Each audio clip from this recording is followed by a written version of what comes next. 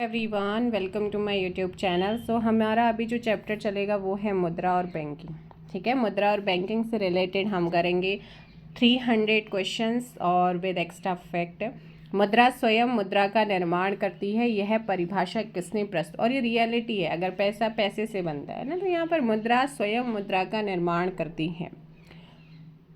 ये स्टेटमेंट है क्रोमर का। किसका है? क्रोमर का। ग्रेशर का नियम निम्नलिखित में से किससे संबंधित है? जो ग्रेसम है उसका नियम निम्नलिखित में से किससे रिलेटेड है? मुद्रा के प्रचलन से। किससे है? मुद्रा के प्रचलन से। निम्नलिखित में से कौन मुद्रा का कार्य नहीं है? इनमें से मुद्रा का कार्य क्या नहीं होता है? मुद्रा मूल्यमापन, मूल्य का हस्तांतरण, मूल्य का संचय या मूल्य का स्थिरीकरण। स्थिरीकरण इसका कार्य नहीं होता, इसका हस्तांतरण होता है, मापन होता है, संचय होता है। ऐसी विदेशी मुद्रा जिसमें शीघ्र पलायन कर जाने की प्रवृत्ति हो वह कहलाती है। ऐसी विदेशी मुद्रा जिसमें शीघ्र पलायन कर जाने की प्रवृत्ति हो वह कहलाती है गर्म मुद्रा। कौन सी? गर्म। ऑप्शंस डी यहाँ पर सही होगा। नेक्स्ट है हवाला क्या है? हवाला क्या है? हवाला होता है विदेशी मुद्रा का अवैध कारोबार, इसी को कहा जाता है हवाला कारोबार। ऑप्शंस ए यहाँ पर करेक्ट होगा। नेक्स्ट है हार्ड करेंसी से तात्पर्य क्या है? Hard currency, soft currency. Hard currency वह मुद्रा जिसकी आपूर्ति मांग की अपेक्षा क्या हो? कम हो, उसी को हार्ड करेंसी कहते हैं। वह मुद्रा जिसकी आपूर्ति मांग की अपेक्षा कम हो, हार्ड। और सॉफ्ट करेंसी से मतलब क्या होगा फिर? सॉफ्ट करेंसी वह मुद्रा जिसकी आपूर्ति मांग की अपेक्षा क्या है? अधिक। तो अपोजिट एक दूसरे के हैं दोनों। नेक्स्ट क्वेश्चन यहाँ पर है सस्ती मुद्रा से अभिप्राय क्या है? सस्ती मुद्रा से अभिप्राय क्या है? क्वेश्चन नंबर 8 है। ऑप्शंस क्या हो जाएगा यहाँ पर? ए, देश की मुद्रा का अंतर्राष्ट्रीय बाजारों में आसानी से उपलब्ध होना ही सस्ती मुद्रा कहलाती है। सस्ती मुद्रा का अर्थ क्या है? सस्ती मुद्रा ब्याज की कम दर, है ना, ब्याज की कम दर। जब क्या होता है अंतर्राष्ट्रीय बाजार में आसानी से उपलब्ध होगी तो उसमें ब्याज दर भी क्या हो जाएगी? कम हो जाएगी। ऑप्शंस ए यहाँ पर करेक्ट होगा।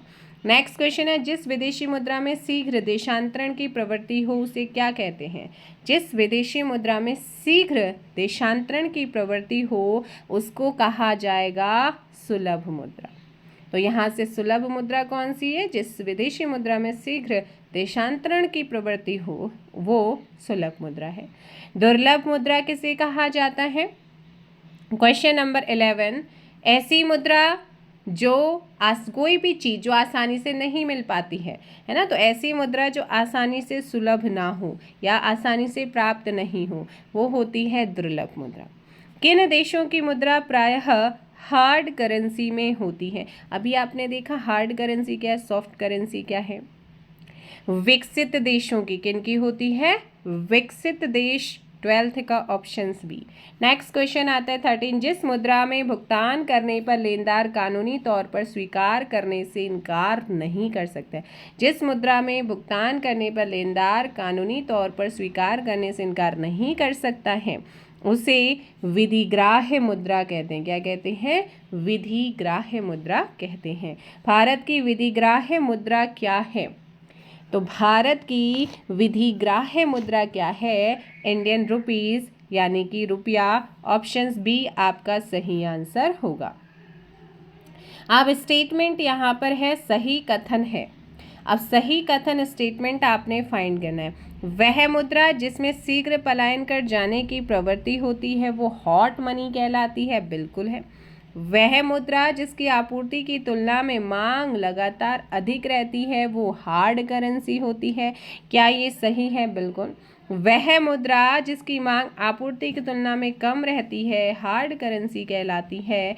या वह मुद्रा जिसकी आपूर्ति अंतर्राष्ट्रीय बाजार में मांग की तुलना में अधिक रहती है सॉफ्ट करेंसी कहलाती है। तो भाई जल्दी से कमेंट कर दीजिएगा इसका आंसर क्या होगा क्वेश्चन नंबर 15। सो यहाँ पर करेक्ट आंसर क्या हो जाएगा, 1, 2 एंड 4 क्या है आपके करेक्ट आंसर है। बस इनको स्टेटमेंट को अच्छे से पढ़ना है, ठीक है, इसीलिए। नेक्स्ट क्वेश्चन, सरकार द्वारा पुरानी मुद्रा को समाप्त कर नई मुद्रा चलाना कहलाता है। जैसे कि अभी बीच में हुआ भी था 2016 में विमुद्रीकरण, क्या कहते हैं, विमुद्रीकरण कहते हैं। मुद्रा संकुचन का कारण क्या है, मुद्रा संकुचन का कारण होता है, मुद्रा संकुचन का कारण क्या होता है, इसका कारण होता है माल एवं सेवाओं की पूर्ति की तुलना में मुद्रा की पूर्ति में कमी, उसी को कहा जाता है मुद्रा संकुचन। मुद्रा प्रसार, इन्फ्लेशंस, मुद्रा प्रसार, या इसी को हम बोल सकते हैं मुद्रा स्फीति। सिंपल शब्दों में कहूँ, इन्फ्लेशंस क्या होता है, जब बाजार में वस्तु और सेवा की तुलना में मुद्रा अधिक हो जाती है, उस कंडीशन को मुद्रा प्रसार या इन्फ्लेशंस या मुद्रा स्फीति कहा जाता है। सो 18th का ऑप्शन है, मुद्रा प्रसार इंगित करता है परंतु समूह की कीमतों में वृद्धि बिंदु से बिंदु आधार पर। यहाँ पर देखो, अब ये आपकी टर्म्स इकोनॉमिक्स में टर्म थोड़ी सी टफ होती हैं। ऑप्शन से मैंने सिंपल सी लैंग्वेज में कहा, जब बाजार में वस्तु और सेवा की तुलना में मुद्रा अधिक हो जाती है उसे कहते हैं इन्फ्लेशन, मुद्रा प्रसार या मुद्रा स्फीति कहते हैं। इसके इम्पैक्ट क्या क्या होते हैं, तो भाई इसके जो प्रभाव होंगे ना, जो आपका CRR और SLR है विल बी इंक्रीज, मतलब ये बढ़ने लगेगा। जो CRR है और SLR है ये आपका बढ़ने लगता है। बैंकों की जो तरलता है, लिक्विडिटी है, वो डिक्रीज होने लगती है। बाजार में तरलता जो है वो कम होने लगती है ना। Purchasing power of people will be decrease होने लगती है। भाई जब पैसा ज़्यादा होगा तो परचेजिंग पावर्स क्या होने लगती हैं, कम होने लगती हैं। और RR एंड जो आपका RR है और साथ ही आपका जो RRR है विल बी इंक्रीज, वो बढ़ने लगेगा। तो ये इसके इम्पैक्ट होते हैं। बाकी तो देखो ये बहुत सारी चीज़ें हैं, डिटेल में बहुत जा सकते हैं, लेकिन फिलहाल इसे यहीं पे करते हैं। नेक्स्ट क्वेश्चन है, निम्नलिखित में से कौन मुद्रा आपूर्ति नियंत्रण में सहायक नहीं होता है। तो मुद्रा आपूर्ति नियंत्रण में कौन सहायक नहीं होता है, बैंक दर होती है, मुद्रा आरक्षित अनुपात होता है, मार्जिन आवश्यकता में परिवर्तन होता है, लेकिन मुद्रा बाजार नीति नहीं होती है ना। क्या नहीं होती है, बैंक रेट यहाँ पर दे रखा है, बैंक दर पॉलिसी। जिस बैंक दर होता क्या है, तो जिस दर पर RBI रिजर्व बैंक के द्वारा भारत सरकार, राज्य सरकार, बैंक, वित्तीय संस्थान, कोऑपरेटिव बैंक्स को जो है ऋण मुहैया करवाता है, कौन, RBI। किनको, छोटे बैंकों को, राज्य सरकार या केंद्र सरकार या कोऑपरेटिव बैंक को, वित्तीय संस्थानों को, उसे बैंक रेट कहा जाता है। यह एक लॉन्ग टर्म क्या होता है, लोन होता है। अगला क्वेश्चन है, वह अवस्था जिसमें मुद्रा का मूल्य गिर जाता है और कीमतें बढ़ जाती हैं, उस स्थिति को हम क्या कहते हैं, उसे मुद्रा स्फीति कहते हैं। जब मुद्रा का मूल्य गिर जाता है और कीमतें बढ़ जाती हैं तो उसे हम कहते हैं मुद्रा स्फीति। इंपॉर्टेंट क्वेश्चन है। अर्थव्यवस्था की वैसी स्थिति जिसमें मुद्रा स्फीति के साथ मंदी की स्थिति होती है वह कहलाती है स्टैगफ्लेशंस। मैंने कहा ना, अर्थव्यवस्था की वैसी स्थिति जिसमें मुद्रास्फीति के साथ मंदी की स्थिति होती है, स्टैगफ्लेशन उसे कहा जाएगा। 21 का बी आपका सही होगा। नेक्स्ट क्वेश्चन है, मुद्रास्फीति से बाजार की वस्तुएं क्या होंगी, सस्ती होंगी, महंगी होंगी, या बिल्कुल ऐसी नहीं होंगी, प्रचुरता से मिलती हैं, महंगी हो जाती हैं। ऑप्शंस बी, लगातार बढ़ती कीमतों की प्रक्रिया होती है। लगातार बढ़ती कीमतों की प्रक्रिया क्या होती है, तो वो होती है मुद्रास्फीति। घाटे की वित्तीय व्यवस्था में व्यय और राजस्व का अंतर अतिरिक्त कागजी मुद्रा छापकर बांटते हैं। इस युक्ति का उद्देश्य आर्थिक विकास है, परंतु यदि यह विफल हुई तो इससे कौन सी स्थिति उत्पन्न होती है, इससे मुद्रास्फीति की कंडीशंस आती हैं। नेक्स्ट क्वेश्चन आता है आपका 25, निम्नलिखित में से वह वर्ग कौन है जिसको मुद्रास्फीति के कारण सबसे अधिक हानि होती है। तो इसमें जो हानि होगी वो होगी देनदार को। किसको होती है, देनदार। मुद्रास्फीति में देनदार को हानि होती है, लेनदार को प्रॉफिट होता है। मुद्रास्फीति से लाभान्वित होता है, तो लाभान्वित कौन होगा इससे? ऋणी होता है। कौन होता है? ऋणी होता है। मुद्रास्फीति की उच्च दर और बेरोजगारी की उच्च दर की एक साथ उपस्थिति को क्या कहते हैं? स्टैगफ्लेशंस। क्या कहेंगे? स्टैगफ्लेशंस कहते हैं। मुद्रास्फीति को इनमें से किसके द्वारा रोका जा सकता है? मुद्रास्फीति को इनमें से किसके द्वारा रोका जा सकता है? बचत का बजट, सरकारी व्यय में कटौती, प्रत्यक्ष कराधान में वृद्धि, इन सभी के माध्यम से इस कंडीशन को रोका जा सकता है। निम्नलिखित में से कौन मुद्रास्फीति के नियंत्रण की विधि नहीं है? मांग पर नियंत्रण, मुद्रा की पूर्ति पर नियंत्रण, ब्याज दर में कमी, वस्तुओं की राशनिंग। कौन सा नहीं होगा? 29 का सी, ब्याज दर में कमी। 29 का सी। भारत में मुद्रास्फीति ज्ञात करने के लिए किसका प्रयोग होता है? अगर भारत में मुद्रास्फीति को ज्ञात करना है तो उसके लिए किसका प्रयोग किया जाता है? थोक मूल्य सूचकांक का। किसका करते हैं? थोक मूल्य सूचकांक, ऑप्शन सी। भारत में मुद्रास्फीति मापी जाती है किसके द्वारा? भारत में मुद्रास्फीति को थोक मूल्य सूचकांक के द्वारा मापा जाता है। मुद्रास्फीति की शून्य दर उस वर्ष में अवश्य मानी जाती है जब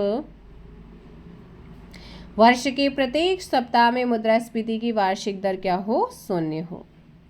मुद्रास्फीति को स्थायी रूप से किस प्रकार नियंत्रित किया जा सकता है? परमानेंट तौर पर जो है इसको नियंत्रित किया जा सकता है मुद्रा आपूर्ति की वृद्धि कर नियंत्रण। निम्नलिखित में से मुद्रा आपूर्ति की सर्वाधिक तरल माप क्या है? ऑप्शन सी। नेक्स्ट है, किस संगठन को मुद्रा आपूर्ति में विस्तृत मुद्रा कहा जाता है? ऑप्शन सी यहाँ पर हो जाएगा। मुद्रा आपूर्ति की माप M3 में किसे सम्मिलित नहीं किया जाता है? तो M3 में किसको शामिल नहीं करते? यहाँ पे जनता के पास नगद मुद्रा, डाक खानों की मांग जमा, बैंकों की सावधि जमा या बैंकों की मांग जमा। इसमें डाक खानों की मांग जमा को शामिल नहीं किया जाता है M3 के अंदर, बाकी तीनों को किया जाता है। Options B. मुद्रास्फीति किस कारण से होती है? मुद्रास्फीति का कारण आपसे पूछा है तो इसका कारण मुद्रापूर्ति में वृद्धि का होना। जब मुद्रापूर्ति में क्या होती है? वृद्धि होने लगती है तो वहाँ पर आपका फिर कंडीशन होती है इन्फ्लेशंस की। Option C. इन्फ्लेशन की है ना। स्टैगफ्लेशन स्थिति है किसकी? गतिरोध और मुद्रास्फीति की। किसकी है? गतिरोध और मुद्रास्फीति। मुद्रास्फीति की उच्च दर और बेरोजगारी की उच्च दर की एक साथ उपस्थिति को क्या कहते हैं? स्टैगफ्लेशंस। क्या कहते हैं? स्टैगफ्लेशंस कहते हैं। भारत में मुद्रास्फीति दर की माप किस आधार पर होती हैं? और ये कई बार एग्जाम्स में आया हुआ क्वेश्चन है। थोक मूल्य सूचकांक पर। आर्थिक विकास सामान्यतः युग्मित होता है। आर्थिक विकास सामान्यतः युग्मित होता है स्फीति के साथ। किसके साथ? स्फीति के साथ। निम्नलिखित में से कौन सा भारत में मुद्रास्फीति के प्राकलन का सबसे प्रचलित माप है? थोक मूल्य सूचकांक। नेक्स्ट क्वेश्चन आता है, किसी अर्थव्यवस्था में सामान्य मूल्य स्तर में निरंतर वृद्धि को क्या कहा जाता है? मुद्रास्फीति कहते हैं। क्या कहा जाता है? मुद्रास्फीति। किसी घटक में भारत के विदेशी मुद्रा भंडार की वृद्धि में प्रमुख योगदान दिया है? तो भारत की विदेशी मुद्रा भंडार की वृद्धि में प्रमुख योगदान किस घटक में दिया जाता है? रुपए का अवमूल्यन, प्रत्यक्ष और अप्रत्यक्ष विदेशी निवेश, रुपए की पूर्ण परिवर्तनीयता या इनमें से सभी? ऑप्शंस डी, इनमें से सभी। देश के विदेशी मुद्रा भंडार में किस घटक को शामिल किया जाता है? देश की विदेशी मुद्रा भंडार में किस घटक को शामिल करते हैं? आरबीआई की विदेशी मुद्रा परिसंपत्तियों को करते हैं, आरबीआई के स्वर्ण भंडार को करते हैं, रुपए की पूर्ण परिवर्तनीयता को करते हैं, यानी कि सभी को कर रहे हैं। Option D. भारतीय मुद्रा रुपया की आधिकारिक विनिमय दर संबंधित है किससे? चुनी हुई विदेशी मुद्राओं के समूह से। ऑप्शंस क्या हो जाएगा? 46 का डी। नेक्स्ट क्वेश्चन, भारत में सर्वप्रथम पत्र मुद्रा का चलन कब प्रारंभ हुआ था? तो भाई भारत में सबसे पहले जिस मुद्रा का प्रचलन हुआ था या प्रारंभ हुआ था वो थी पत्र मुद्रा। पत्र मुद्रा का प्रचलन कब शुरू हुआ यहाँ पर पूछा गया है। ऑप्शंस हो जाएगा 47 का डी, 1806 में किया गया था। कब हुआ था? 1806 में। भारत की विदेशी मुद्रा का सर्वाधिक भाग खर्चा होता है। तो क्वेश्चन नंबर 48 फटाफट कमेंट कीजिएगा और इसका सही आंसर हो जाएगा यहाँ पर सी, पेट्रोलियम के आयात पर। काली मुद्रा की सबसे सामान्य परिभाषा क्या है? काली मुद्रा की सबसे मान्य परिभाषा काली मुद्रा वह आय है जिस पर अवमूल्यन नहीं हुआ है, यानी कि ऑप्शन यहाँ पर डी होगा। अवमूल्यन शब्द का अर्थ क्या होता है? अवमूल्यन का मतलब क्या होता है? तो अवमूल्यन अर्थात अन्य मुद्रा की तुलना में स्वदेशी मुद्रा के मूल्य को घटाना, यही अवमूल्यन होता है। Options A. निम्नलिखित में से कौन सा कथन सही है? अवमूल्यन से विदेशी बाजार में निर्यात सस्ता हो जाता है। अवमूल्यन देखो क्या है कि अन्य मुद्रा की तुलना में स्वदेशी मुद्रा के मूल्य को घटाना, तो इससे विदेशी बाजार में निर्यात सस्ता हो जाता है, बिल्कुल होता है। अवमूल्यन से घरेलू बाजार में आयात महंगा हो जाता है, बिल्कुल होता है। इसीलिए ऑप्शंस क्या हो जाएगा यहाँ पर सी। अवमूल्यन का उद्देश्य क्या होता है? अवमूल्यन का उद्देश्य होता है किसको प्रोत्साहित करना? निर्यात को प्रोत्साहित करना। नेक्स्ट क्वेश्चन आता है, भुगतान संतुलन के विपरीत होने की दशा में निम्नलिखित में से कौन सा कदम स्थिति सुधारने में सहायक होगा? तो ऐसे में आपका होता है अवमूल्यन, ठीक है। मुद्रा के अवमूल्यन के फलस्वरूप क्या होता है? निर्यात व्यापार का प्रसार, आयात व्यापार का संकुचन, आयात स्थानापत्ति का प्रसार, या फिर सभी, ऑल ऑफ दीज। अब तक भारतीय रुपये का कितनी बार अवमूल्यन किया जा चुका है? 55 सी, 3 बार अवमूल्यन हो चुका है। भारत में रुपये का अवमूल्यन पहली बार किस वर्ष किया गया था? 1949 में। कब हुआ था? 1949। ऑप्शंस ए आपका सही आंसर हो जाएगा। नेक्स्ट क्वेश्चन है, भारतीय रुपये का अंतिम बार अवमूल्यन किस वर्ष किया गया था? 1991। नेक्स्ट क्वेश्चन आता है, किस वर्ष भारतीय रुपये का 2 चरणों में अवमूल्यन किया गया था? 1991 में। नेक्स्ट क्वेश्चन है, जुलाई 1991 में भारतीय रुपये के 2 चरणों में अवमूल्यन किया गया। प्रथम चरण में भारतीय रुपये का अमेरिकी डॉलर में अवमूल्यन हुआ था कितना प्रतिशत? 20। निम्न में से किस वित्तीय वर्ष में भारतीय रुपये का 2 बार अवमूल्यन किया गया है? 1991 से 1992। Options B. भारतीय मुद्रा को पूर्ण परिवर्तनीय किस वर्ष बनाया गया था? 93-94 के केंद्रीय बजट। फिर 61 का ऑप्शंस बी। रुपये को चालू खातों में पूर्ण परिवर्तनीय कब घोषित किया गया था? तो रुपये को चालू खातों में पूर्ण परिवर्तनीय घोषित किया गया था 19 अगस्त 1994। नेक्स्ट क्वेश्चन है, वर्तमान में भारत में रुपये की पूर्ण परिवर्तनीयता लागू है भुगतान संतुलन के चालू खाते पर। निम्नलिखित में से कौन सा बैंक भारत का केंद्रीय बैंक है? कौन सा बैंक भारत का केंद्रीय बैंक है? ये है रिजर्व बैंक ऑफ इंडिया। कौन सा है? बैंकों का बैंक इसे कहा जाता है। सभी बैंकों पर नियंत्रण इसका रहता है, बैंकों को लोन प्रोवाइड कराता है। आरबीआई जो है वो आपका है ना, तो ये लोन्स प्रोवाइड वगैरह कराता है छोटे बैंकों को। भारत का सबसे बड़ा बैंक कौन सा है? 65 ए यहाँ पर reserve bank of India Bharat का क्या है? सबसे बड़ा बैंक है। भारत में किसे बैंकों का बैंक कहा जाता है? तो भारत में किसे बैंकों का बैंक कहा जाता है आपसे पूछा गया है। फटाफट कमेंट कीजिएगा इस क्वेश्चन का और इसका सही आंसर हो जाएगा कि भारत में बैंकों का bank reserve bank of India को कहते हैं, है ना। तो ये सारी चीज़ें आप लोगों ने ध्यान रखनी है। देखो, भारत की वित्तीय जांच के लिए एक आयोग बना था, हिल्टन आयोग। इसकी स्थापना 1925 में हुई थी। किसकी? हिल्टन आयोग की। और इसी और इसी आयोग या इसी समिति की सिफारिशों के आधार पर आरबीआई एक्ट 1934 ब्रिटिश सरकार के द्वारा पास हुआ और आरबीआई एक्ट 1934 के अंतर्गत RBI reserve bank of India स्थापित होता है 1 अप्रैल 1935 को और आरबीआई का जो मुख्यालय है वो कोलकाता था। स्वतंत्रता के बाद आरबीआई का राष्ट्रीयकरण नेशनलाइजेशन 1 जनवरी 1949 को किया गया था। तो ये सारी चीज़ें आपने ध्यान रखनी है। नेक्स्ट क्वेश्चन है कि बैंक की अन्य शाखाएं खोलने के लाइसेंस डैश के द्वारा दिए जाते हैं। कौन देता है लाइसेंस? 67 का आंसर हो जाएगा सी, आरबीआई देता है। आरबीआई का मुख्यालय कहाँ पर है? देखो, मैंने कहा स्टार्टिंग में जब ये गठित हुआ उस समय कोलकाता था, अभी मुंबई में है, तो मुंबई आप लोग ध्यान रखेंगे, है ना। अभी कहाँ पर है? मुंबई में है। नेक्स्ट आता है भारतीय रिजर्व बैंक का राष्ट्रीयकरण कब हुआ था?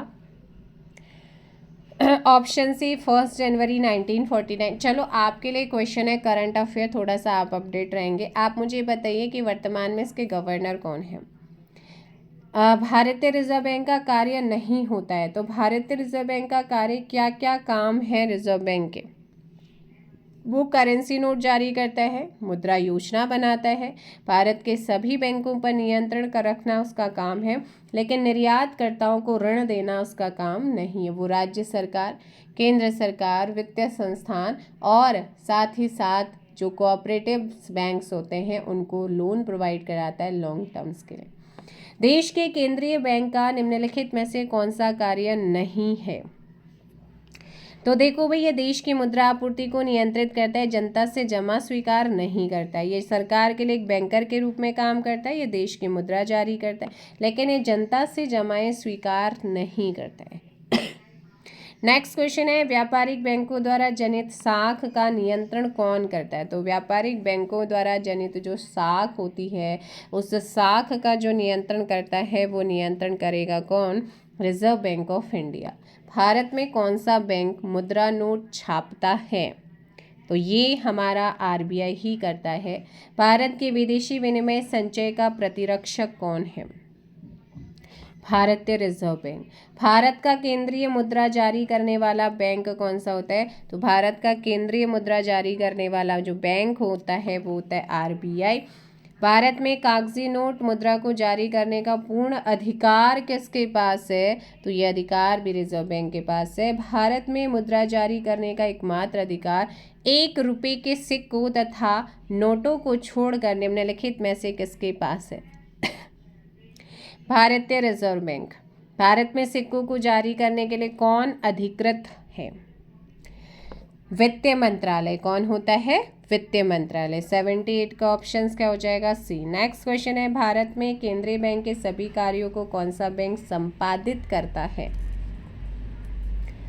तो ये करेगा आपका option D, reserve bank of India. इनमें से कौन भारत सरकार का मुख्य बैंकर होता है?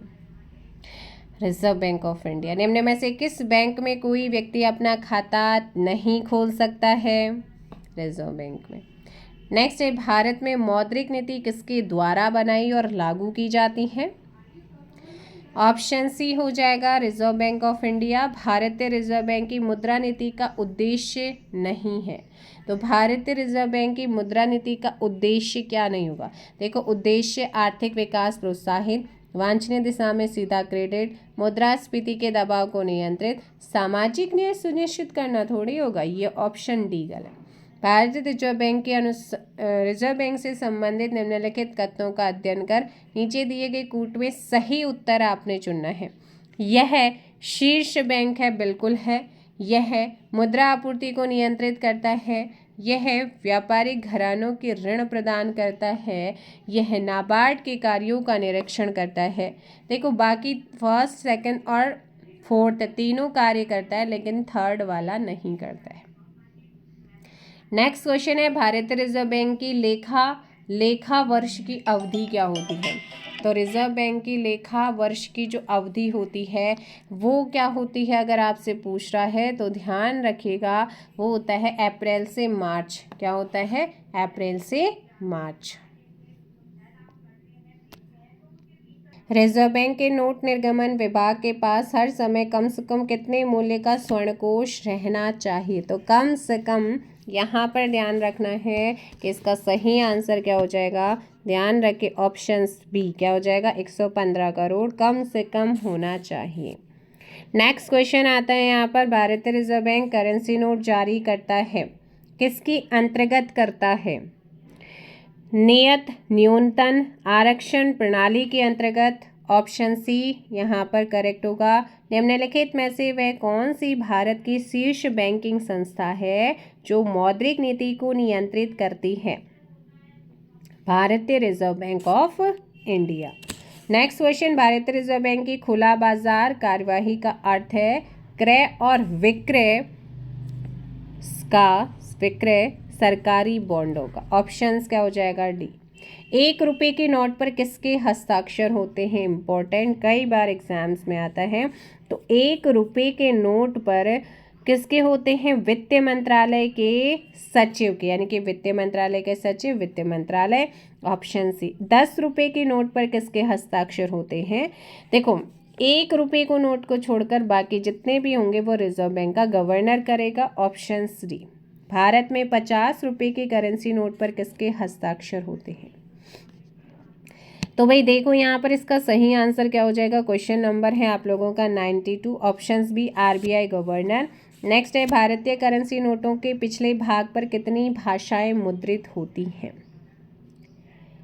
15। ऑप्शंस डी क्या कितनी होती हैं? 15। हाल ही में आरबीआई द्वारा जारी 50 रुपये के मूल्य के नोट के पृष्ठभाग में निम्नलिखित में से किसका रूपांकन किया गया है? तो 50 रुपये के नोट पर जो पृष्ठभाग है, पीछे वाला भाग है, उसमें हम्पी का पत्थर से बना रथ। ऑप्शंस बी यहाँ पर सही होगा। रानी की वाव की आकृति निम्नलिखित में से किस करेंसी नोट पर मौजूद है? अब नोट उठाकर देखिए और पहचानिए। 100 रुपये 100 रुपये के नोट पर क्या छपा हुआ है? रानी की वाव। अब ये बताओ कि रानी की वाव कहाँ है? गुजरात, राजस्थान, मध्य प्रदेश, हरियाणा। नेक्स्ट है, भारतीय रिजर्व बैंक द्वारा जारी किए गए 100 के नए नोटों पर निम्नलिखित में से किस विरासत स्थल का चित्र प्रकाशित किया गया है? Rani ki Vav, Patan, Gujarat. Option D. Next question, भारत में नोट जारी करने की कौन सी प्रणाली अपनाई जाती है? न्यूनतम आरक्षित प्रणाली। Options B. मध्य प्रदेश में करेंसी प्रिंटिंग प्रेस कहाँ पर है? देवास में। भारत में 20 रुपये और उससे उच्च मूल्य वर्ग के नोटों की छपाई किस प्रेस में होती है? Currency note press, Dewas. निम्नलिखित में से कौन भारतीय मुद्रा व्यापार का अंग नहीं है? सो ऑप्शन डी आरबीआई इसका अंग नहीं होती, भारतीय मुद्रा व्यापार का है ना।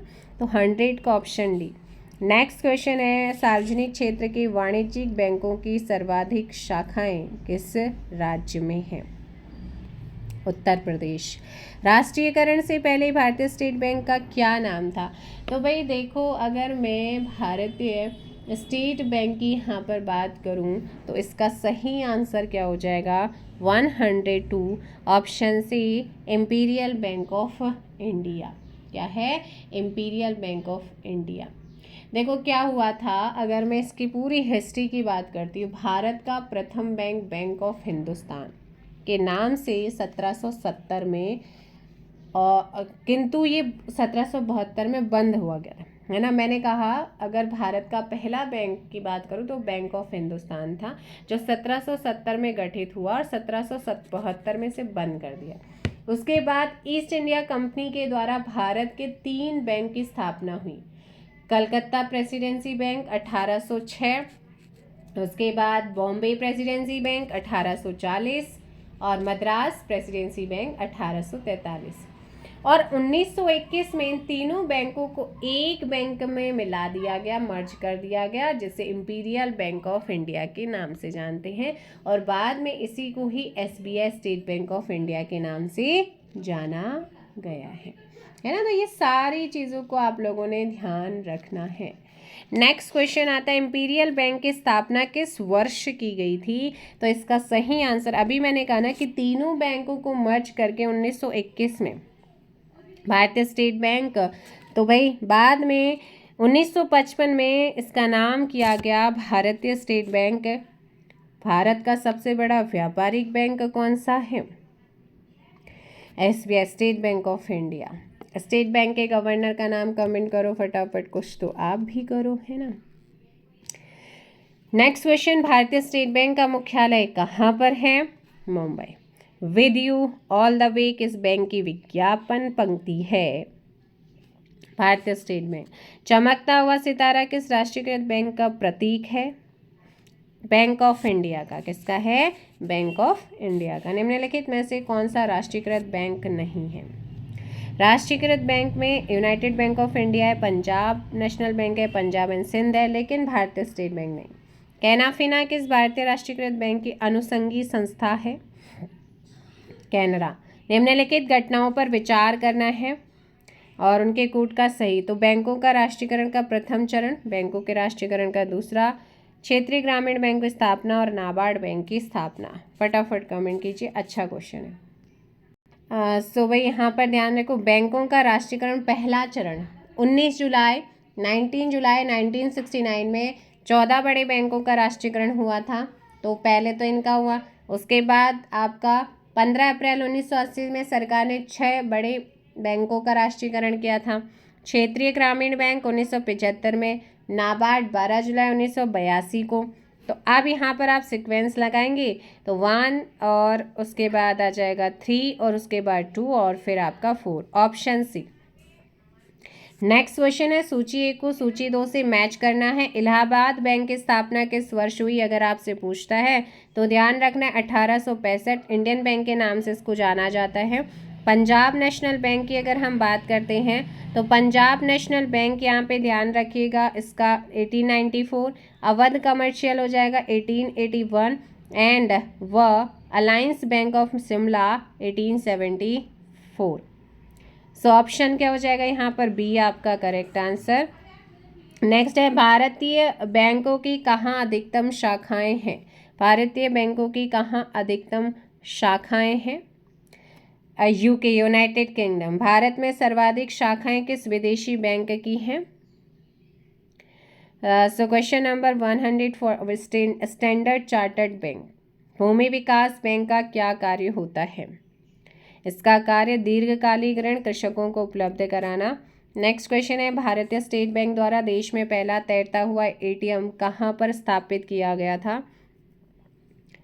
ऑप्शन सी, कोची में किया गया था। नेक्स्ट क्वेश्चन है कि ग्रामीण विकास के लिए ऋण प्रदान करने वाला नाबार्ड क्या है? तो नाबार्ड एक बैंक है। नाबार्ड की स्थापना कब हुई है? नाबार्ड का जो गठन हुआ है वो हुआ है 12 जुलाई 1982। ऑप्शन से यहाँ पर क्या हो जाएगा? सी, राष्ट्रीय कृषि एवं ग्रामीण विकास बैंक की स्थापना किस समिति की सिफारिश के आधार पर हुई? शिवरामन समिति। मोस्ट इम्पॉर्टेंट क्वेश्चन है, यहाँ पर ये पूछा जाता है। राष्ट्रीय कृषि एवं ग्रामीण विकास बैंक की स्थापना किस पंचवर्षीय योजना अवधि में हुई है? नाबार्ड की स्थापना 6ठी पंचवर्षीय योजना। निम्नलिखित में से किस संस्था का संबंध भारत की कृषि एवं ग्रामीण वित्त की आवश्यकता तक सीमित है? ये नाबार्ड है, नाबार्ड संबंधित है। तो भाई नाबार्ड जो रिलेटेड है वो है आपका राष्ट्रीय कृषि एवं ग्रामीण विकास बैंक। देश में कुल कितने क्षेत्रीय ग्रामीण बैंक कार्यरत हैं? अप्रॉक्सीमेट 43 हैं, 43। भारत के किस राज्य में कोई क्षेत्रीय ग्रामीण बैंक नहीं है? सिक्किम और गोवा में। नेक्स्ट क्वेश्चन आता है, क्षेत्रीय ग्रामीण बैंक किसके द्वारा प्रायोजित होते हैं?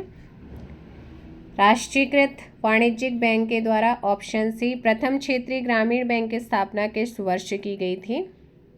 1975। अभी मैचिंग में आपने किया। केलकर समिति, समितियां याद रखना है, समिति की सिफारिश को ध्यान में रखते हुए कब से कोई नया क्षेत्रीय ग्रामीण बैंक स्थापित नहीं किया गया? अप्रैल 1987। भारतीय औद्योगिक पुनर्निर्माण बैंक की स्थापना किस वर्ष की गई है? 1985, 1985। नरसिम्हन समिति ने बैंकिंग ढांचे को कितने स्तर पर बनाने की संस्तुति की थी? 4। वित्तीय सुधारों पर नरसिंहन समिति ने स्थायित्व करने का सुझाव दिया था। बैंकिंग संरचना का 4 स्तरीय अधिक्रम। नेक्स्ट क्वेश्चन आता है 131, फटाफट कमेंट कीजिएगा। क्षेत्रीय ग्रामीण बैंकों को उनके प्रवर्तक बैंकों में विलय करने की संस्तुति किसने की थी? खुसरो समिति ने। किसने करी थी?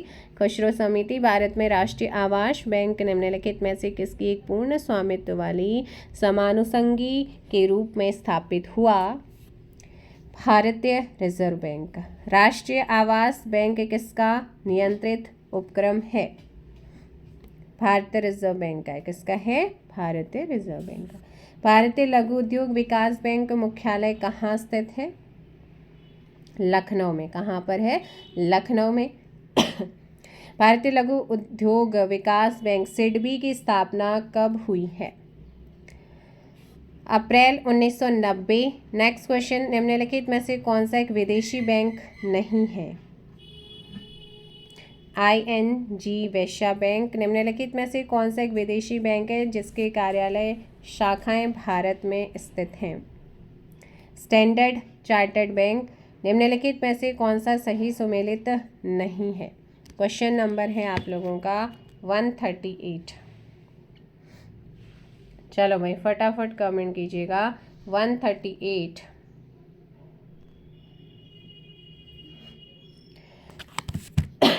सो question number 138 and the correct answer क्या हो जाएगा? FCI। क्या हो जाएगा? FCI कॉमर्शियल बिजनेस को वित्तीय मदद वाला। ये आप लोगों का गलत है ना? क्योंकि FCI भारतीय खाद्य निगम एक सरकारी निगम है जिसका मुख्य कार्य खाद्य पदार्थों की खरीद, भंडार और वितरण करना होता है, ना कि वाणिज्यिक निवेशकों को वित्तीय सहायता प्रदान करना। इसलिए ऑप्शन डी हो जाएगा। नेक्स्ट क्वेश्चन है, निजी क्षेत्र के बैंक में अधिकतम कितने प्रतिशत विदेशी विनिवेश की अनुमति भारत सरकार ने प्रदान की है? 49%। कितने की करी है? 49%। ऑप्शन से यहाँ पर हो जाएगा आपका C। IBA से तात्पर्य क्या? IBA का फुल फॉर्म है Indian bank association. Option D. भारत में नए निजी बैंकों की स्थापना के लिए कितनी न्यूनतम चुकता पूंजी होना आवश्यक है? 500 करोड़। नरसिम्हन समिति ने किस संबंध में सुझाव केंद्र सरकार को दिया था? इम्पोर्टेंट है नरसिम्हन समिति, और इसका सही आंसर होगा बैंकिंग संरचना सुधार।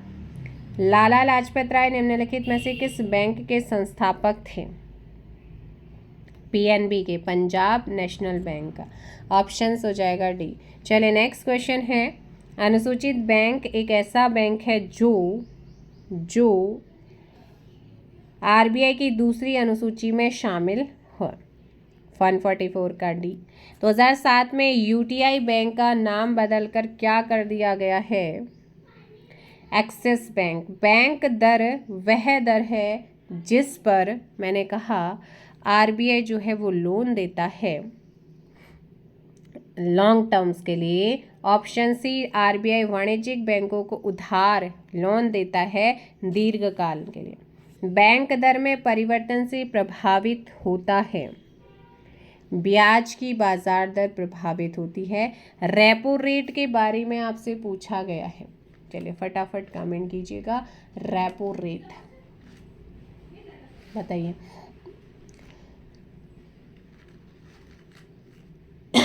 सॉरी, रेपो रेट क्या होता है? 148 का यहाँ पर ध्यान रखिएगा। यह संपार्श्विक प्रतिभूति की लागत है। क्या है? ऑप्शन यहाँ पर डी हो जाएगा। 148 का ऑप्शन डी। और अगर मैं सिंपल शब्दों में रेपो रेट को समझाऊं, है ना, रेपो रेट, ये देखो RBI के कुछ कारक होते हैं जिन पे वो काम करता है नियंत्रित करने के लिए, मतलब बैंकिंग व्यवस्था को कंट्रोल करने के लिए RBI के द्वारा कुछ कारक का प्रयोग होता है। जैसे CRR है, कैश रिजर्व रेशियो। ये कैश रिजर्व रेशियो क्या होता है? तो एक कमर्शियल बैंक की कुल संपत्ति का वह प्रतिशत जो RBI के लिए रिजर्व होती है उसे CRR कहा जाता है। और यह आरबीआई के द्वारा जारी की जाती है ना। एसएलआर होता है एक, एसएलआर ये कॉमर्शियल बैंक की कुल संपत्ति का वह भाग जो कि उसके स्वयं के लिए रिजर्व होता है, उसे एसएलआर कहा जाता है। इसे भी आरबीआई के द्वारा निर्धारित किया जाता है। एक होता है रेपो रेट आरआर, जिसे इंटरेस्ट रेट पर कमर्शियल बैंक आरबीआई से ऋण उधार लेता है, उसे आरआर कहते हैं। और यह एक शॉर्ट टर्म लोन होता है, ऋण होता है। रेपो रेट आरबीआई के द्वारा जारी होता है। एक होता है आरआरआर, जिस इंटरेस्ट रेट पर आरबीआई कमर्शियल बैंक से ऋण उधार लेता है उसे आरआर कहा जाता है। यहाँ पर देखो, ऊपर आपका आरआर में इंटरेस्ट रेट पर कमर्शियल बैंक आरबीआई से ले रहे थे ऋण, और यहाँ डबल आर क्या होते हैं, यहाँ पर आपका कमर्शियल बैंक से आरबीआई लेता है ऋण, है ना। और इसीलिए यहाँ पर ये सारी चीज़ों को आपने ध्यान रखना है। नेक्स्ट क्वेश्चन होता है रिवर्स आरआर, मतलब होता है रिवर्स रेपो रेट के संबंध में कौन सा कथन सही है। जब बैंक अपना अधिशेष धन आरबीआई में जमा करता है तो आरबीआई उस बैंक को कुछ ब्याज देता है और इस ब्याज को रिवर्स रेपो रेट कहा जाता है। तो बिल्कुल यहाँ पर आपका सही है। नकदी रिजर्व अनुपात सीआरआर किसे निर्दिष्ट करता है, मैंने आपको सिंपल शब्दों में समझाया था। नेवल मांग और आवधिक देनदारियों का अंश जो आरबीआई के पास शेष यानी कि बैलेंस के रूप में बैंकों को रोक रखना होता है। तो यहाँ पर ऑप्शंस हो जाएगा बी। नेक्स्ट क्वेश्चन है व्यापारिक बैंकों की समग्र जमा एवं संचय रिजर्व का अनुपात केंद्रीय बैंक के पास रखना होता है, निम्न में से कौन सा इस अनुपात को दर्शाता है। नगद कोष अनुपात। वह कौन सा बैंक है जिसने कृषकों के पास आसानी से पहुंचने के लिए किसान क्लब बनाए हैं। क्षेत्रीय ग्रामीण bank. Option C Bank of Baroda के साथ विजया बैंक और देना बैंक का सम्मेलन यानी कि उनका समामेलन मर्ज कब से लागू हुआ है। 1 अप्रैल 2019 से। Option D. नेक्स्ट क्वेश्चन है कि भारत में कौन मुद्रा की पूर्ति करता है। आरबीआई। भारतीय रिजर्व बैंक के द्वारा नगद कोष अनुपात में कमी की जाती है तो इसका साख सृजन पर इफेक्ट होगा, वृद्धि होगी। साख सृजन में वृद्धि होगी। नेक्स्ट है 1969 में कितने बैंकों का राष्ट्रीयकरण किया गया था। सॉरी, सो करेक्ट आंसर हो जाएगा 14। नेक्स्ट क्वेश्चन है 1980 में भारत में कितने बैंकों का राष्ट्रीयकरण किया गया था। 6। भारत में सिक्के जारी करने के लिए कौन अधिकृत है। चलिए फटाफट कमेंट कीजिएगा। क्वेश्चन नंबर है आप लोगों का 58। ऑप्शंस भी वित्त मंत्रालय। निम्नलिखित में से कौन सा भारत में एक प्राइवेट बैंक है। South Indian bank.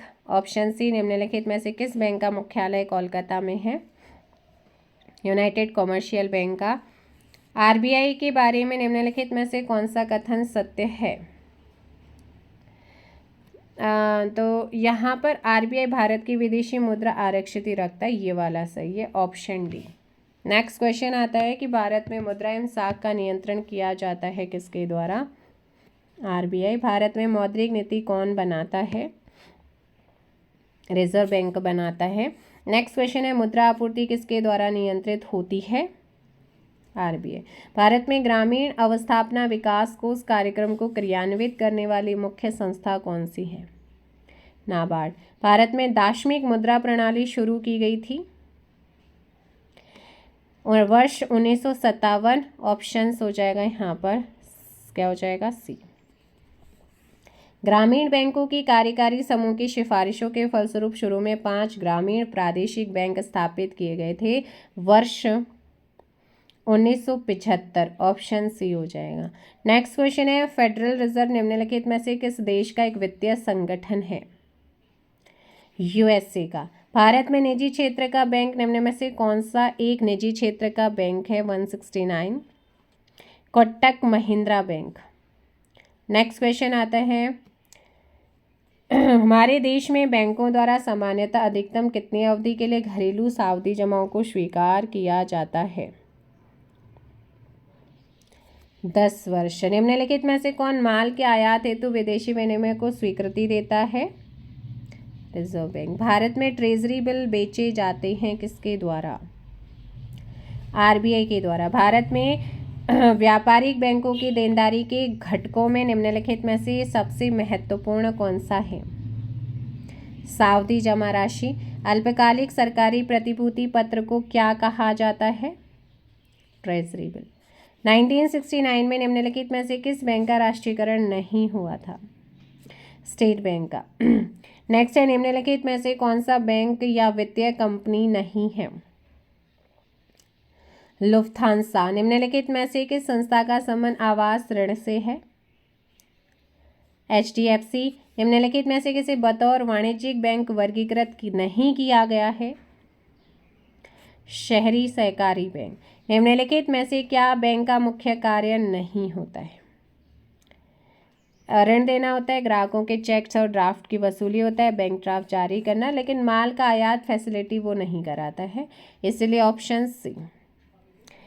भारत में कृषि एवं संबंध गतिविधियों में ऋण वितरण में निम्न में से किसका हिस्सा सर्वाधिक है? वाणिज्यिक बैंक का। वाणिज्यिक बैंकों द्वारा भारतीय रिजर्व बैंक के पास रखे हुए सावधिक न्यूनतम से अधिक रिजर्व कहलाते हैं नकदी रिजर्व। किसी अर्थव्यवस्था में निम्न में से कौन सा ऐसा कार्य है जो केंद्रीय बैंक के कार्यों में शामिल नहीं होता? देखो, विदेशी मुद्रा विनिमय का कार्य होता है, मौद्रिक नीति नियंत्रण होता है, बैंकर का बैंक के रूप में काम होता है, लेकिन सरकारी खर्च पर वो नियंत्रण नहीं करता है। नेक्स्ट क्वेश्चन है 183। भारत में सभी राष्ट्रीयकृत वाणिज्यिक बैंकों में बचत खाते पर दी जाने वाली ब्याज दर किसके द्वारा निर्धारित की जाती है? ऑप्शन डी हो जाएगा, इनमें से कोई भी नहीं। जब भारतीय रिजर्व बैंक नकदी रिजर्व अनुपात में वृद्धि की घोषणा करता है तो इसका तात्पर्य क्या होता है? इसका तात्पर्य होता है वाणिज्यिक बैंक के पास उधार देने के लिए कम मुद्रा होगी। भारत के वाणिज्यिक बैंकों के कार्यों में शामिल है, क्या शामिल है? कौन सा कथन सही है? ग्राहकों की ओर से शेयर और प्रतिभूतियों की खरीद और बिक्री, वसीयतों के लिए निष्पादक और न्यासी के रूप में कार्य करना, तो ऑप्शन बी हो जाएगा। भारत में निम्नलिखित में कौन मुद्रास्फीति को नियंत्रित कर कीमत स्तर बनाए रखने के लिए उत्तरदायी है? Reserve bank of India. Next question आता है, भारत में गैर बैंकिंग वित्तीय कंपनियों के संदर्भ में निम्न कथनों पर विचार करना है और सही कथन चुनना है। ये सरकार द्वारा जारी प्रतिभूतियों के अधिग्रहण में भाग नहीं ले सकते, गलत है। ये बचत खाते की तरह मांग निक्षेप स्वीकार नहीं कर सकते, ये सही। तो ऑप्शंस क्या हो जाएगा यहाँ पर भी। नेक्स्ट है, निम्नलिखित में से कौन सी वाणिज्यिक शब्दावली उस क्रियाविधि को इंगित करती है जिसके माध्यम से वाणिज्यिक बैंक तो सरकार को उधार देता है? तो उधार किस कंडीशन में देता है? आपका SLR, सावधिक तरलता अनुपात जिसे हम कहते हैं, ऑप्शन डी हो जाएगा। भारतीय रिजर्व बैंक की बैंक दर कम करने के फलस्वरूप बाजार की तरलता बढ़ती घटती कोई इफेक्ट नहीं पड़ता है या अधिक जमा पूंजी संग्रहित कर लेता है। बाजार की तरलता बढ़ती है। किसी वित्तीय वर्ष में PPF खातों में निवेश की अधिकतम अनुमत सीमा कितनी है? 1.5 लाख रुपीज़। 90 का ऑप्शन हो जाएगा बी। हमारे देश में भुगतान हेतु चेक उनके द्वारा जारी करने की तारीख से डैश के लिए वैध रहता है 3 महीने। नेक्स्ट क्वेश्चन आता है 192। क्या है? भारत सरकार ने भारत के एक प्रमुख बैंक में RBI के हिस्सों को अर्जित किया है। यह बैंक निम्नलिखित में से कौन है? SBI।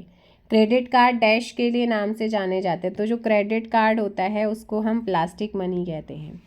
हमारे देश के बैंक घरेलू सावधि जमाओं के लिए डैश से प्राप्त सावधि जमाओं पर ब्याज की अधिक दर देते हैं वरिष्ठ नागरिकों से। निम्नलिखित में से कौन सा लिखित पृष्ठांकन द्वारा एक व्यक्ति से दूसरे व्यक्ति को अंतरित नहीं किया जा सकता है? सावधि जमा रसीद। निम्नलिखित में से किस लिखित को रेखांकन लागू होता है? चेक। ऑप्शंस ए यहाँ पर क्या हो जाएगा? सही आंसर होगा। नेक्स्ट क्वेश्चन, निम्नलिखित में से कौन सा एक विकास बैंक है? राष्ट्रीय आवास बैंक। और टीजर ऋण क्या होता है? तो टीजर ऋण आपसे पूछा गया है। टीजर ऋण आरंभ में ब्याज की दर कम रहती है और बाद के वर्षों में यह अत्यधिक बढ़ जाती है, उसे टीजर ऋण कहते हैं। बैंक की एक शाखा को एक ग्राहक से 100 रुपये का एक जाली नोट प्राप्त होता है जो ग्राहक वापस चाहता है। बैंक को निम्नलिखित में से क्या कार्यवाही करनी चाहिए? नोट परिबद्ध करना और वापस नहीं लौटाना। 199 का बी हो जाएगा।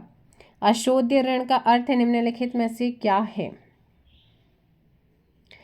किसी कंपनी को देय राशियां जिसका भुगतान नहीं होने वाला है, ऑप्शंस बी। हमारे देश के लगभग सभी बैंकों ने किसानों को फसल ऋण देने के लिए डैश सुविधा शुरू की है। किसान क्रेडिट कार्ड। खुदरा बैंकिंग के अंतर्गत निम्नलिखित में से किससे एक ऋण नहीं माना जाता है? मूलभूत सुविधा को ऋण नहीं माना जाता है। नेक्स्ट है आरटीजीएस लेन देनों के लिए निर्धारित न्यूनतम और अधिकतम सीमा इनके रुपये में क्या है? अगर आरटीजीएस की बात करते हैं तो न्यूनतम इसका जो रहेगा मूल्य वो रहता है 2 लाख और अधिकतम की कोई सीमा नहीं है और जल्दी पैसा जो है इधर उधर ट्रांसफर हो जाता है। Option C. निम्नलिखित में से क्या रेपो दर का सही अर्थ दर्शाता है? बैंकों द्वारा आरबीआई से रुपए उधार लेने की दर को कहा जाता है। 204 का ऑप्शंस, हाँ ऑप्शंस क्या हो जाएगा यहाँ पर भी। नेक्स्ट क्वेश्चन है संकट के समय के दौरान वाणिज्यिक बैंकों की जो आरक्षितियाँ बतौर बफर चल निधि का काम कर सकती है वह है SLR। कौन सा है? SLR होता है। 205 का ऑप्शन डी। आरबीआई के मानदंडों के अनुसार ग्राहक की पहचान के लिए वैध दस्तावेज निम्नलिखित में से कौन सा है? चुनाव पहचान पत्र। नेक्स्ट क्वेश्चन है चेक या मांग ड्राफ्ट जैसे बैंकिंग लिखत पर चुंबकीय सामग्री से बनी विशेष प्रकार की शाही से मुद्रित 9 अंकीय संख्या डैश कहलाती है, तो उसे कहा जाता है MICR कोड। नेक्स्ट क्वेश्चन है बैंकिंग चैनल के माध्यम से सर्वाधिक तेज धन अंतरण सिस्टम डैश राष्ट्रीय इलेक्ट्रॉनिक निधि अंतरण। लिखत जो एक विशिष्ट अंतर्निहित आस्ति से अपना मूल्य प्राप्त करता है उसे डैश कहते हैं, उसे कहते हैं बॉन्ड। ओवरड्राफ्ट खाते में ग्राहक बैंक का क्या होता है? देनदार होता है। ऑप्शंस डी हो जाएगा। बैंक दर वह दर है जिस पर आरबीआई वाणिज्यिक बैंक के विनिमय बिल डिस्काउंट करते हैं। ऑप्शंस डी करेक्ट होगा। क्रेडिट कार्ड ग्राहकों द्वारा भुगतान का पसंदीदा तरीका क्यों है? ग्राहक कभी खरीद कर बाद में भुगतान कर सकता है। ऑप्शंस क्या हो जाएगा यहाँ पर डी। नेक्स्ट क्वेश्चन आता है निम्नलिखित में से क्या वाणिज्यिक बैंक का कार्य नहीं है? CRR, SLR और रेपो रेट जैसी नीतियाँ दरें तय करना, क्योंकि ये आरबीआई का काम है। बैंक पर चेक आहरित करने वाले ग्राहक को निम्नलिखित अधिकार होता है, तो उसे होता है चेक के भुगतान से पहले उसका भुगतान रोकने का। ऑप्शंस यहाँ पर हो जाएगा सी। संपूर्ण देश में मुद्रास्फीति के नियंत्रण के लिए आरबीआई निम्नलिखित में से क्या उपाय करता है? रेपो रिवर्स दर बढ़ाना। विलास वस्तु के क्रय के लिए बैंकों द्वारा किस प्रकार का ऋण दिया जाता है? तो यहाँ पर टिकाऊ उपभोक्ता वस्तु ऋण। Option C. कृषि और संबंध गतिविधियों के लिए दिए गए ऋण बैंक किस वर्ग में वर्गीकृत करते हैं? प्राथमिकता प्राप्त क्षेत्र ऋण। निम्न में से कौन सा संगठन उधारकर्ताओं की ऋण पृष्ठभूमि रखता है या उपलब्ध कराता है? CIBIL। ऑप्शन से यहाँ पर करेक्ट होगा। यथा वित्तीय विश्व में प्रयुक्त पद FDI में अक्षर F क्या दर्शाता है? फॉरेन। एक प्रकार का ऋण सब प्राइम उधार बैंकों द्वारा किस प्रकार के उपभोक्ताओं को दिया जाता है? ऐसे उधारकर्ता जिनकी ऋण पृष्ठभूमि अच्छी नहीं है। 20 का ऑप्शन है। पद बैंकिश्योरेंस है ना, बैंकिश्योरेंस से क्या समझते हैं? बैंक द्वारा दी जा रही कंपोजिट वित्तीय सेवा जिसमें बीमा उत्पाद शामिल है। हाल ही के रिपोर्ट के अनुसार भारतीय रुपये का मूल्य ह्रास हो रहा है, इसका अर्थ क्या है? रुपए का मूल्य कम हुआ है। Options A. बैंकिंग लोकपाल क्या है? तो भाई बैंकिंग लोकपाल ग्राहकों की शिकायतों का प्रावधान करता है। धन शोधन का अर्थ आपसे पूछा गया है, तो धन शोधन वैध स्रोत से प्राप्त हुई प्रतीत कराने के लिए अवैध रूप से प्राप्त धन से परिवर्तन की प्रक्रिया धन शोधन कहलाता है। बचत बैंक खाते किसके द्वारा खोले जाते हैं? व्यक्तियों के द्वारा बचत के लिए।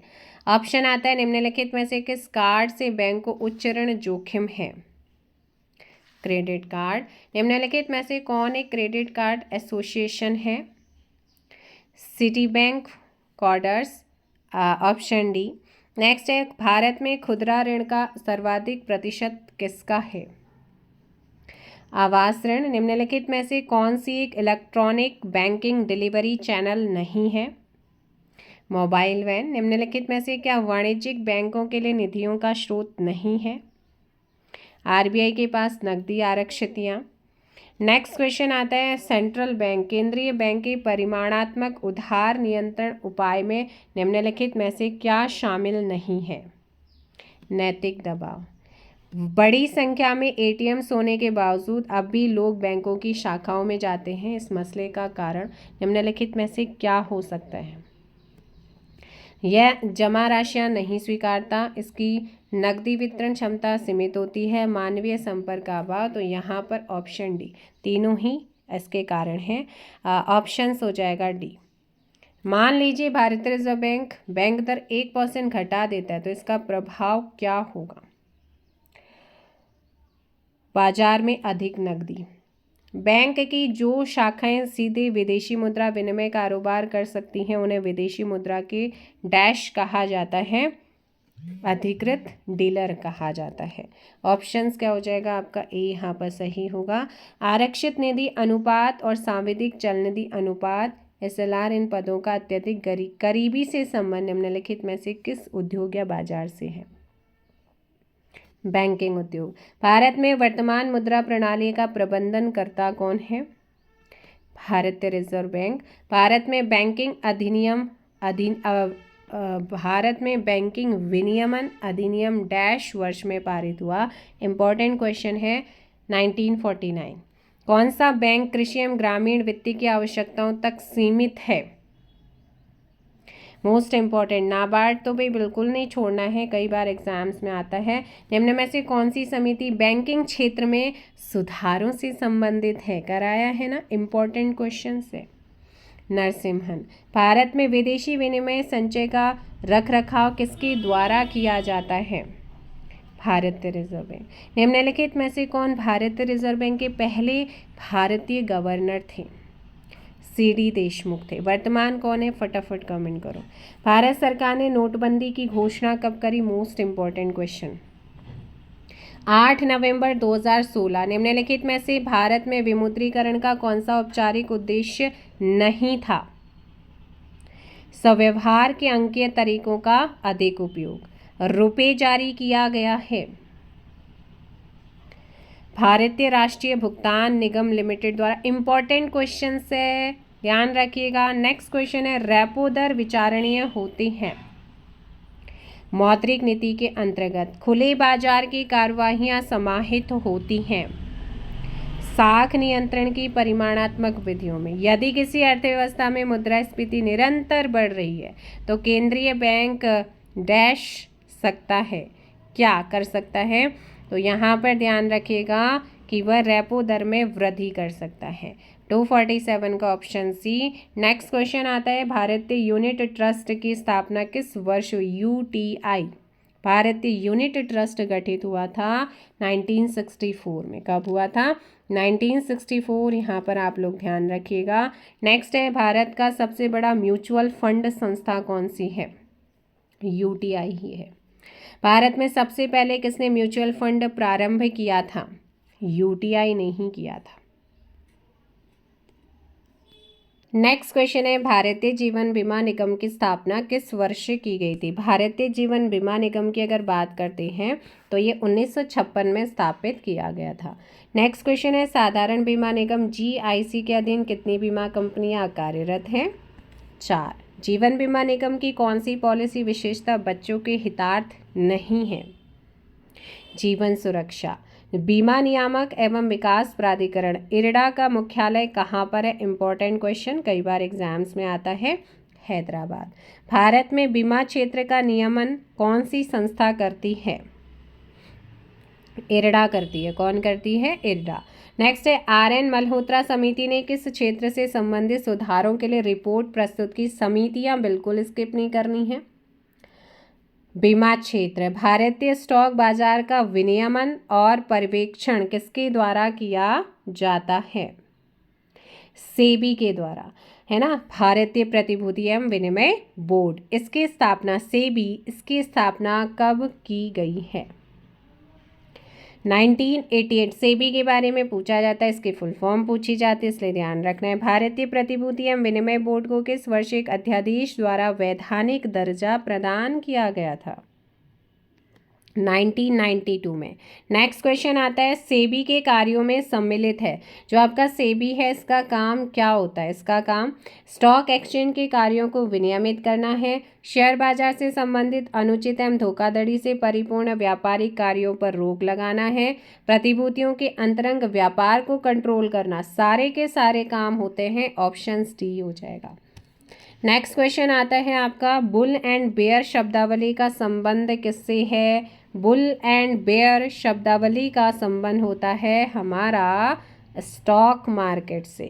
भारत में शेयर बाजार की कार्यप्रणाली का विनियमन निम्नलिखित में से कौन करता है? SEBI. Security Exchange Board of India. Bharat में मान्यता प्राप्त स्टॉक एक्सचेंजों की संख्या कितनी है? 23। निम्नलिखित में से कौन सा भारत का सबसे पुराना स्टॉक एक्सचेंज है? Bombay stock exchange. Bombay stock exchange की स्थापना कब हुई है? 1875, ऑप्शन सी हो जाएगा। नेक्स्ट क्वेश्चन है, भारत राष्ट्रीय स्टॉक एक्सचेंज NSE की स्थापना की संस्तुति 1991 में किस समिति के द्वारा की गई? Important question. फेरवानी समिति का संबंध किससे है? राष्ट्रीय स्टॉक एक्सचेंज से है, ये भी आप ध्यान रखिएगा। सेबी ने पिछले कई वर्षों से निष्क्रिय पड़े किस स्टॉक एक्सचेंज की मान्यता 9 जुलाई 2007 को समाप्त कर दी, जिससे मान्यता प्राप्त स्टॉक एक्सचेंजों की संख्या 24 से घटकर 23 रह गई थी? KSE सौराष्ट्र, ऑप्शन यहाँ पर KSE सौराष्ट्र, ऑप्शन से। नेक्स्ट क्वेश्चन आता है, बॉम्बे स्टॉक एक्सचेंज का शेयर मूल्य सूचकांक क्या है? इनमें से सभी के सभी हैं, डोलेक्स है, सेंसेक्स है, PCNX, निफ्टी और 50 हो जाता है। बॉम्बे स्टॉक एक्सचेंज का संवेदी शेयर मूल्य सूचकांक कितनी कंपनियों के शेयर मूल्यों पर आधारित है? 23। निफ्टी निम्नलिखित में से किस शेयर बाजार का मूल्य सूचकांक होता है? NSE। बॉम्बे स्टॉक एक्सचेंज की स्थापना निम्नलिखित में से किसने की थी? प्रेमचंद रायचंद ने। Important question. चुनिंदा कंपनियों के शेयर मूल्यों पर आधारित शेयर मूल्य सूचकांक सेंसेक्स कितनी कंपनियों के शेयर मूल्यों पर आधारित है? 30। नेक्स्ट क्वेश्चन आता है, बॉम्बे स्टॉक एक्सचेंज का राष्ट्रीय सूचकांक कितनी कंपनियों के शेयर मूल्य पर आधारित है? 100। दलाल स्ट्रीट स्थित है कहाँ पर? दलाल स्ट्रीट मुंबई में। वॉल स्ट्रीट का किसका नाम है भाई? वॉल स्ट्रीट किसका नाम है? न्यूयॉर्क का stock exchange, option D. Dow Jones है। डो जोन्स क्या है? Dow Jones New York stock exchange का शेयर बाजार सूचकांक, ऑप्शन सी। निक्की क्या है? निक्की, तो यहाँ पर ध्यान रखना है, टोक्यो स्टॉक एक्सचेंज का शेयर मूल्य सूचकांक होता है, ऑप्शन सी। टोक्यो स्थित स्टॉक एक्सचेंज का नाम क्या है? तो इसका नाम है निक्की। निम्नलिखित में से कौन सा युग्म सही सुमेलित है? तो देखो भाई, यहाँ पर अगर बात करते हैं, डो जोन्स न्यूयॉर्क हो जाएगा, FTSE 100 London, option D. Next question है कि निम्नलिखित युग्मों में से कौन एक सही सुमेलित नहीं है। तो यहाँ पर सिंगापुर स्कॉप नहीं आएगा, बाकी जापान निकी, यूके FTSI और USA का नेस्डैक होता है। निम्नलिखित में से कौन भारत में शेयर बाजार के कार्य को कंट्रोल करता है। Security Exchange Board of India, options B. Bombay stock exchange स्थित है कहाँ पर, किस में है। दलाल स्ट्रीट में। भारत का सबसे बड़ा शेयर बाजार निम्नलिखित में से कौन सा है। मुंबई। निम्नलिखित में से कौन सा किसी वैश्विक शेयर बाजार का संवेदनशील सूचकांक का नाम नहीं है। सेबी। निम्नलिखित में से क्या ग्रामीण बैंकिंग की संस्थागत संरचना का भाग नहीं है। साहूकार। वह ब्याज दर जिस पर भारतीय रिजर्व बैंक बैंकों को अल्पकालीन तरलता प्रदान करता है क्या कहलाती है। रेपो दर। क्षेत्रीय ग्रामीण बैंकों में केंद्र सरकार की पूंजी के स्वामित्व का अनुपात कितना है। 50%। एंड द लास्ट क्वेश्चन है, भारतीय बीमा नियामक और विकास प्राधिकरण का गठन किस वर्ष किया गया था। 1999 में, 1999 में किया गया था। तो ये थे आप लोगों के आज के इम्पोर्टेंट आपके 288 क्वेश्चंस।